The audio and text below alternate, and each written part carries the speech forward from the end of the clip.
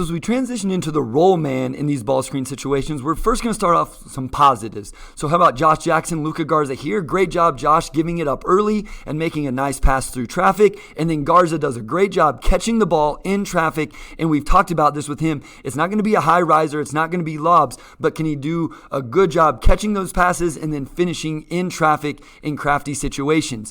And here, Isaiah Stewart, I've highlighted this with him. Watch how he flips his hips here. He's actually very good at this. And for whatever reason, the Pistons almost seem more comfortable running these ball screens like in the mid-range than they do when there's actually more space out at the three-point line. Something to watch. But Cade gives it up early. Isaiah's able to catch and finish over Steven Adams' contest. Really nice job right there. The problem is we're just not seeing these things enough. And again, as Chris Oliver's brought up, it'd be interesting to see Josh Jackson, Sadiq Bey, Hami Diallo in these situations more. And another one where the ball handler gives the ball up early, Josh Jackson looking for it, and he's able to catch and make a quick decision. I'm not sure if the bigs are able to make this finish look as smooth and easy as what Josh Jackson is, but a nice little tweak right there for the Pistons using Josh Jackson as the roll guy. Now where it needs to get better. So here, Luka Garza, right now, you have to expect that this ends up in a bucket as Cousins is helped up and Garza has a lane to the rim, but he catches.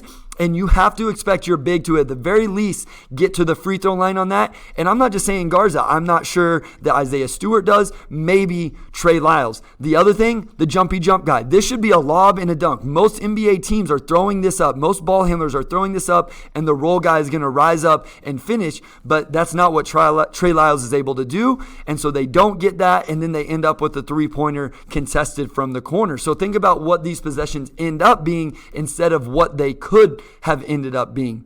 And then here, I just don't think Luka Garza gives Saben Lee an opportunity to dish him off here. So ideally, he's kind of posting up on the tag guy on the weak side for a dump off. Or as we transition into this, if it doesn't get blocked, if Saben gets it up on the backboard, is able to get an offensive rebound. But he doesn't really put himself in a position to get either one of those things. And then that offensive rebounding is something I really think that this team, a guy like Garza, who is a good offensive rebounder, Isaiah Stewart, who's a good worker, putting themselves in positions to get offensive rebounds. If I told you right now this ball was going to come off right here, you would say Luka Garza gets the offensive rebound and a putback. But instead, he doesn't see that weak side guy coming in. Great job by Brandon Clark to rotate, and Clark actually ends up with inside position. Now, because of Garza's effort, the Pistons still end up with an offensive rebound, but this could have been a kind of almost like a box out on the shot, offensive rebound, putback, easy points, and maybe to the free throw line, but instead now they're running extra offense. So those are just a few areas where I think the roll guy can get better for the Pistons.